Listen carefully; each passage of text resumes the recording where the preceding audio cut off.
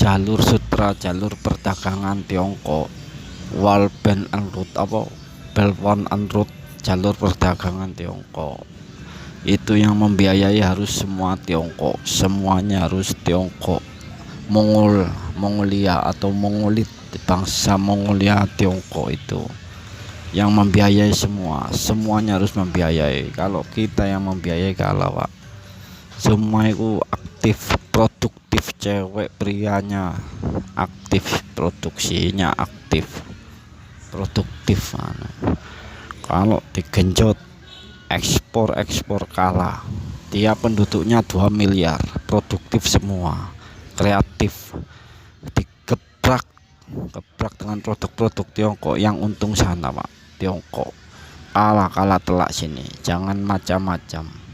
Jumlah penduduk banyak sana, kekayaan alam banyak, dan produktif, aktif, kreatif sana. Paksanya Hu Jintao keluar dari gedung tempat kongres digelar.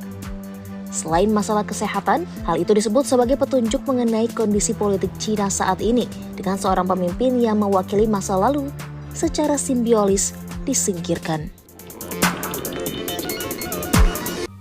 Pada masa kolonial Hindia Belanda, orang-orang Tionghoa mendapatkan perlakuan khusus dari pemerintah kolonial.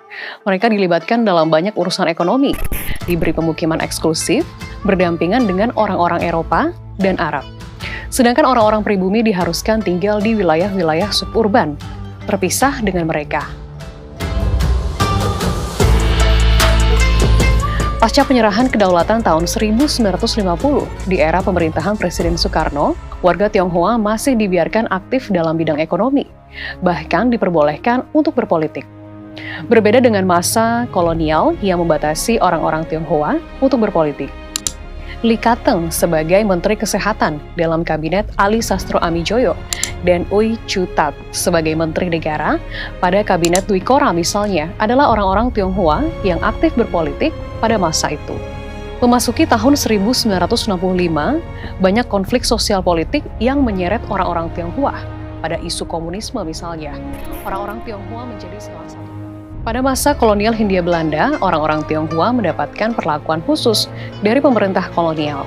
Mereka dilibatkan dalam banyak urusan ekonomi, diberi pemukiman eksklusif, berdampingan dengan orang-orang Eropa dan Arab. Sedangkan orang-orang pribumi diharuskan tinggal di wilayah-wilayah suburban, terpisah dengan mereka.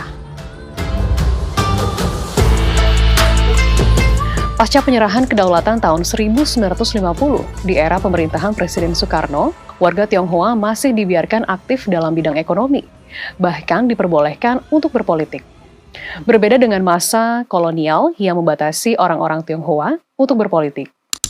Lee Ka-teng sebagai Menteri Kesehatan dalam Kabinet Ali Sastro Amijoyo dan Ooi Choo-tat sebagai Menteri Negara pada Kabinet Dwi Korra misalnya adalah orang-orang Tionghoa yang aktif berpolitik pada masa itu.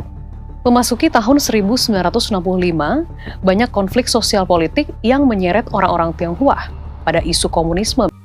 Pada masa kolonial Hindia Belanda, orang-orang Tionghoa mendapatkan perlakuan khusus dari pemerintah kolonial. Mereka dilibatkan dalam banyak urusan ekonomi, diberi pemukiman eksklusif, berdampingan dengan orang-orang Eropa dan Arab. Sedangkan orang-orang pribumi diharuskan tinggal di wilayah-wilayah suburban, terpisah dengan mereka. Pasca penyerahan kedaulatan tahun 1950, di era pemerintahan Presiden Soekarno, warga Tionghoa masih dibiarkan aktif dalam bidang ekonomi.